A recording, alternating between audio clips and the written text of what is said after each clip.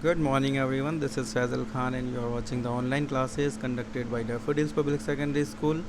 I hope you all are well at your home and doing your studies regularly. Yesterday, we have completed the summary of this chapter, third of your textbook, Glimpses of the Past. Okay, Glimpses of the Past नाम से जो chapter है आपका third chapter आपकी text book में, उसका summary Hindi summary हमने कल देखा था और उसके बारे में थोड़ी सी नॉलेज ली थी कि उसमें क्या कुछ है, इसमें इस चैप्टर में क्या कुछ दिया हुआ है और क्या चीज़ें आपको समझनी है, लर्न करनी है, पढ़नी है। ओके, सो वो सब कुछ हमने कल इसमें देखा था और आज हम इसका रीडिंग पार्ट ले रहे हैं। टेक्स्ट पार्ट जो है उसको रीड करने वाले हैं और रीडिंग के बाद इसके क्वेश्चन आंसर्स आने वाले हैं। ओके, सो ये क्लास 8th की एनसीईआरटी बुक का चैप्टर थर्ड आपका चल रहा है, ग्लिम्सेस ऑफ द पास्ट। तो सबसे पहले ग्लिम्सेस का मतलब जो है यहाँ पर हमको निकालना है। ग्लिम्सेस मीन्स होता है झलकियाँ, झलक। ठीक है, ग्लिम्स मीन्स झलक, यानी एक छोटा सा शॉर्ट लुक जिसको हम बोल सकते हैं, वो होता है glimpse. Okay, so glimpses of the past में है, पास्ट मीन्स होता है इतिहास या जो गुजर गया वो समय। ओके, सो जो गुजर गया उस समय की कुछ झलक आपको इस चैप्टर में दिखाई गई है। झलक मतलब थोड़ा सा एक लुक लिया गया है, छोटी सी एक थोड़ा सा कुछ आपको बताया गया है कि पास्ट में जो है क्या क्या हुआ था। तो पास्ट कब से कब तक का है, इसमें एक्चुअली इस चैप्टर में जो पास्ट आपको दिया गया है वो 1757 टू 1857 तक का पास्ट है। मीन्स 1757 से 1857 के जो 100 ईयर्स हैं उस बीच में क्या कुछ हुआ हिंदुस्तान के अंदर, इंडिया के अंदर, वो सब इसमें दिखाया गया है। यानी कौन कौन सी घटनाएँ हुई, कैसे अंग्रेज़ों ने यहाँ पर राज किया और कैसे वो लोग आए थे और किस तरह से उन्होंने अपना अधिकार जमा लिया यहाँ पे। ठीक है, तो उन चीज़ों को यहाँ पे वर्णन किया गया है थोड़ा सा little.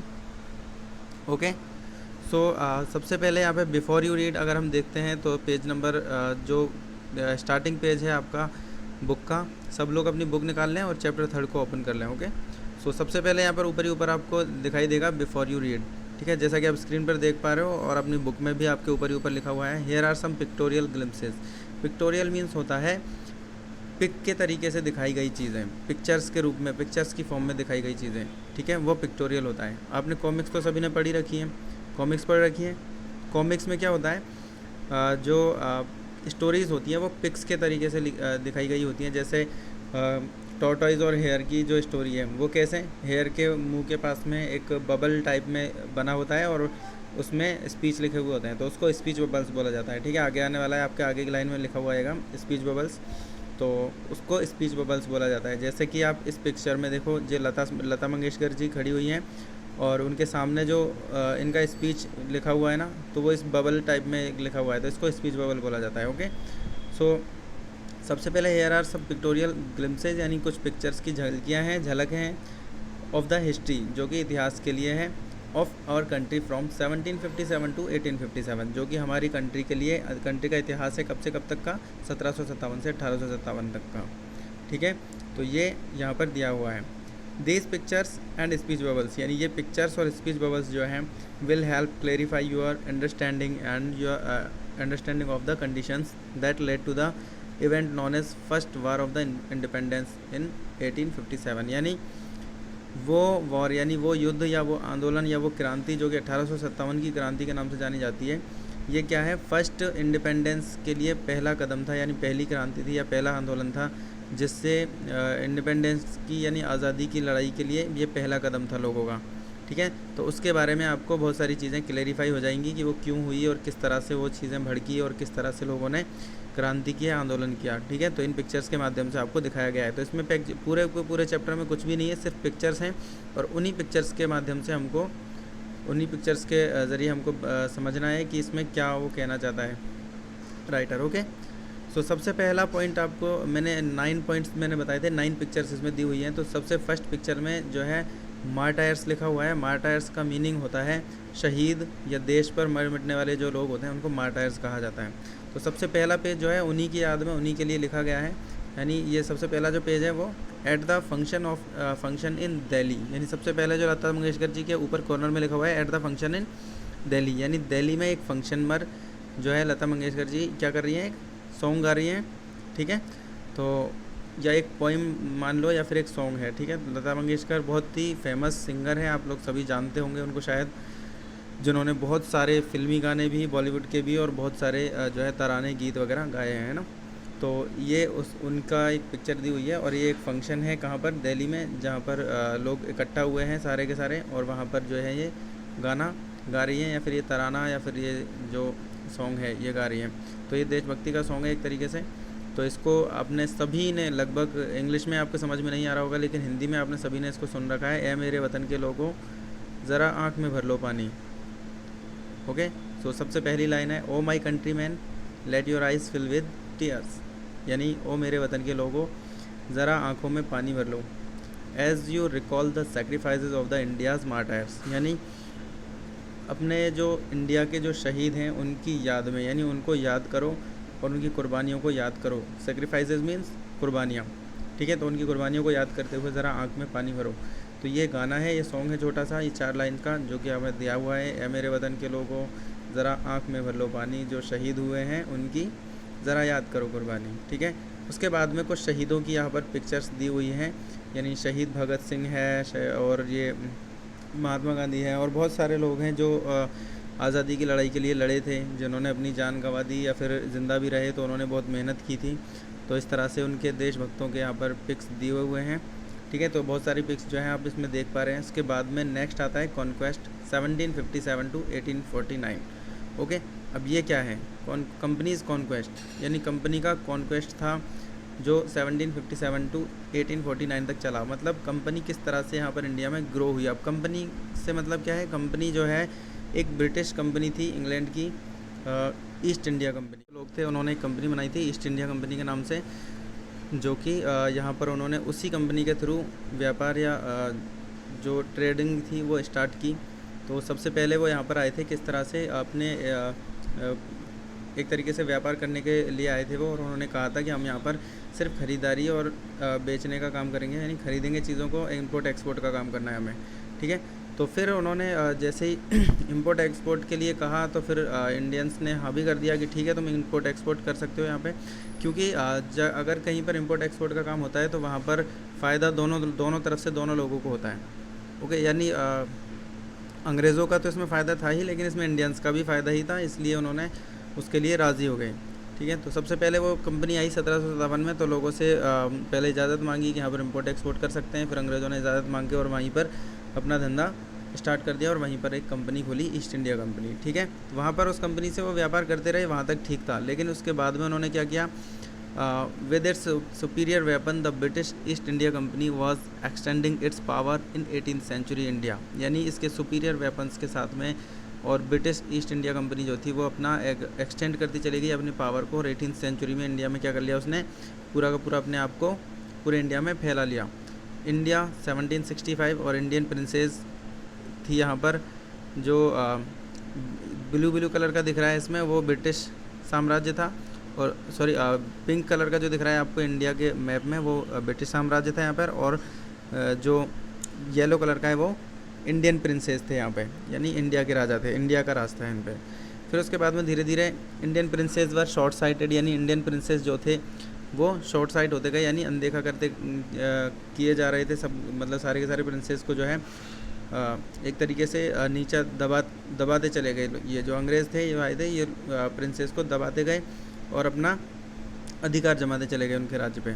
That upstart raja bah call the English merchants they will help me to defeat him, यानी एक तरीके से उन्होंने क्या किया कि आपस में ही राजाओं को लड़वाना स्टार्ट किया, यानी एक राजा को दूसरे राजा से दुश्मनी थी, यानी दोनों किंगों में दुश्मनी आपस में हो गई, और उसके बाद में एक ने जो पावरफुल था उसने ईस्ट इंडिया कंपनी के साथ में मिलके और उसको सबक सिखाने के लिए उनका साथ देने लगे। तो इस तरीके से the people had no peace due to such constant fights, यानी और इसी तरीके की कांस्टेंट लड़ाइयाँ जो चलती रही उनके लिए, उनकी वजह से यहाँ पर लोगों में बिल्कुल भी शांति नहीं रही, ठीक है। Then the rivalries helped the East India company, जो राइवलीज थे जिन्होंने जो यानी दुश्मन थे एक दूसरे के, उन्होंने ईस्ट इंडिया कंपनी का साथ देना स्टार्ट किया। And it could easily subdue Indian princess by one, और इसीलिए इसी ने सब जो इंडियन प्रिंसेस थे, यानी इंडिया के जो राजा थे, उनको सबको आपस में क्या करना स्टार्ट कर दिया, सब डिवाइड करना स्टार्ट कर दिया। Far seeing ruler like brave Tipu of Mysore and fought the British till he died fighting, यानी और कहीं दूर दराज जगहों पर जैसे टीपू सुल्तान जैसे राजा जो थे जो मैसूर का राजा था टीपू सुल्तान, तो ऐसे राजाओं ने जो है वहाँ पर वो लोग लड़े और अपनी मृत्यु तक लड़ते रहे और कभी भी अपनी इज़्ज़त या अपनी जो है देश की भूमि को अंग्रेज़ों के हाथों में जाने नहीं दिया। तो इस तरह से वहाँ पर लड़ाइयाँ भी होती रही और इस तरीके से बहुत कुछ होने लगा और अंग्रेज़ों ने फूट डालो और राज करो की नीति अपना के और इंडियंस के बीच में पूरा का पूरा फूट डाल के सारा ख़राब करते चले गए। उसके बाद में यहाँ पर कुछ पिक्चर्स में दे रखा है, देखो यहाँ पर एक राजा है और दो तीन मतलब आदमी बैठे हुए हैं, तो ये आपस में बात कर रहे हैं। Thank God there is peace in the country now, यानी थैंक गॉड कि हमारी कंट्री में अभी जो है बहुत शांति है। No more wars and no looting by thugs, यानी कोई ठग्स वगैरह जो लूट नहीं रहे हैं और ना कोई ज़्यादा वॉर हैं। It is good who send the British, यानी it is God who send the British, यानी ये गॉड ही है, यानी भगवान है जिसने ब्रिटिशर्स को भगा दिया है। How did Indians react to these conquest, यानी इन कॉन्क्वेस्ट को इंडियन कैसे रिएक्ट कर पाते या कर सकते थे। और destiny is linked with them, यानी हमारी डेस्टिनी जो है उनके साथ में उनके साथ में जुड़ी हुई है। The white man has killed और डिथ्रॉन्ड आवर किंग्स, यानी हमारे राजाओं को जो है वाइट मैनों ने मार रहे हैं और उनको परेशान कर रहे हैं। Some kings were not good but after all they were of this land, कुछ राजा अच्छे नहीं हैं लेकिन फिर भी वो हमारी ज़मीन पर पैदा हुए हैं, यानी हमारे लोग हैं। तो now we have become slaves of foreigners, यानी और हम जो है अभी फॉरेनर्स के ग़ुलाम बन चुके हैं एक तरीके से। तो इस तरीके से जो है लोगों में बातचीत चल रही है, यहाँ पर अंग्रेज़ों ने अपना राज्य स्थापित कर लिया है।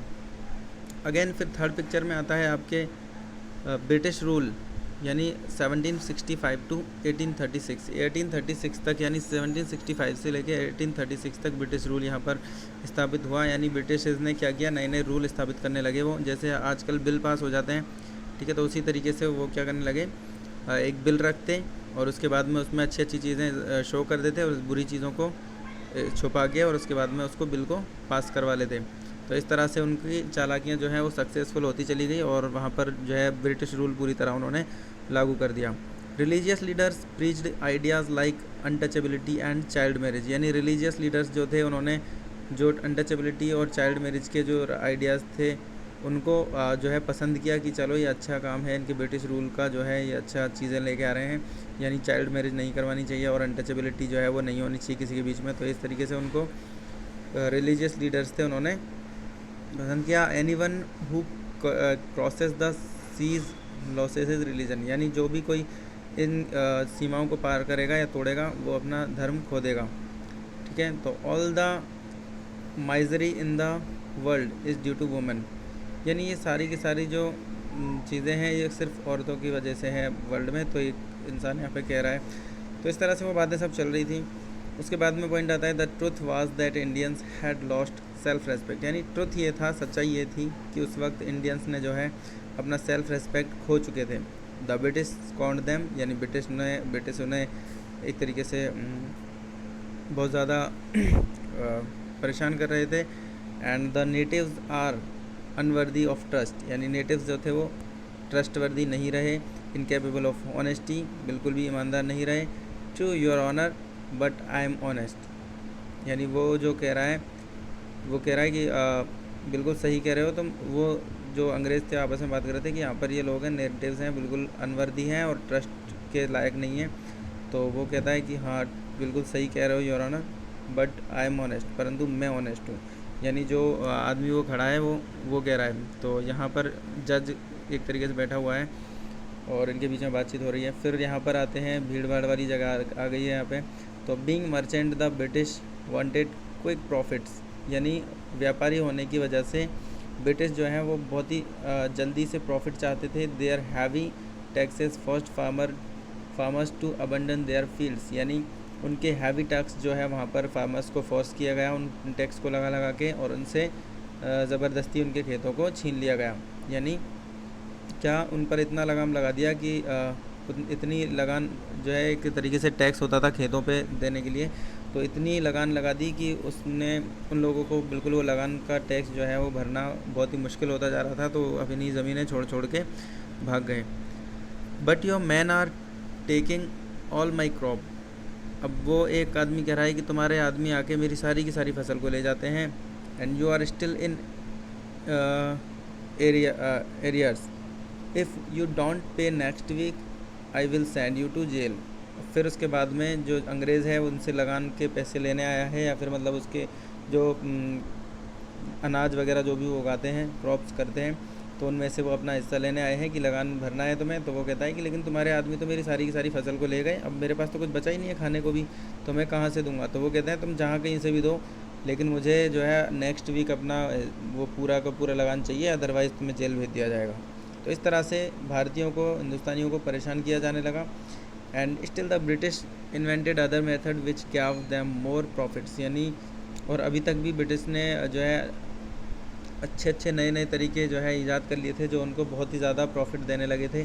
The goods manufactured in England should not have any import duty, यानी जो गुड्स आती थी इंग्लैंड में मैन्युफैक्चर होती थी, उनका कोई भी इम्पोर्ट ड्यूटी यानी इम्पोर्ट का टैक्स वगैरह, चार्ज वगैरह कुछ भी नहीं लगता था।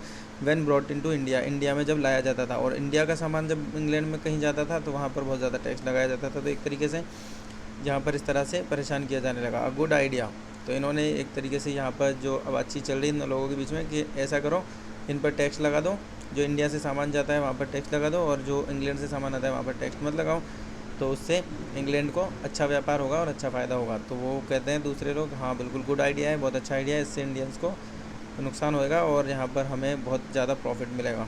The East India Company's law began to cripple Indian industries, यानी इंडियन इंडस्ट्रीज़ जो थी उनको क्रिपल करने लगे बहुत ज़्यादा। जो ईस्ट इंडिया कंपनी के लॉस थे वो बहुत ज़्यादा परेशान करने लगे। सेकंड पिक्चर में ऊपर आता है inevitably famines followed between 1822 and 1836 15 lakh Indians died of starvation, यानी इसी तरीके से परेशान करने की वजह से बहुत सारे 15 लाख जो इंडियंस थे वो मारे गए, यानी मर गए, उन्होंने आत्महत्या की या फिर किसी और चीज़ से मारे गए। तो the British policies ruined the expert artisans and their businesses, तो इस तरह से उनको किया गया। सो नेक्स्ट स्टोरी आती है राजा राम मोहन राय की, जो 1772 टू 1833 यहाँ तक की स्टोरी है। तो यहाँ पर कुछ पिक्चर्स हैं। राजा राम मोहन राय एक व्यक्ति थे, बहुत मतलब पढ़े लिखे और इस तरह से एक एजुकेटेड पर्सन थे, जिन्होंने आज़ादी के लिए बहुत सारी मेहनत की। तो उनके बारे में यहाँ पर कुछ स्टोरी आती है अब इसके आगे। तो इस स्टोरी को हम नेक्स्ट वीडियो में, नेक्स्ट पार्ट में कंटिन्यू करेंगे। सो तब तक के लिए guys, stay home, stay safe and stay healthy. Thank you, have a nice day.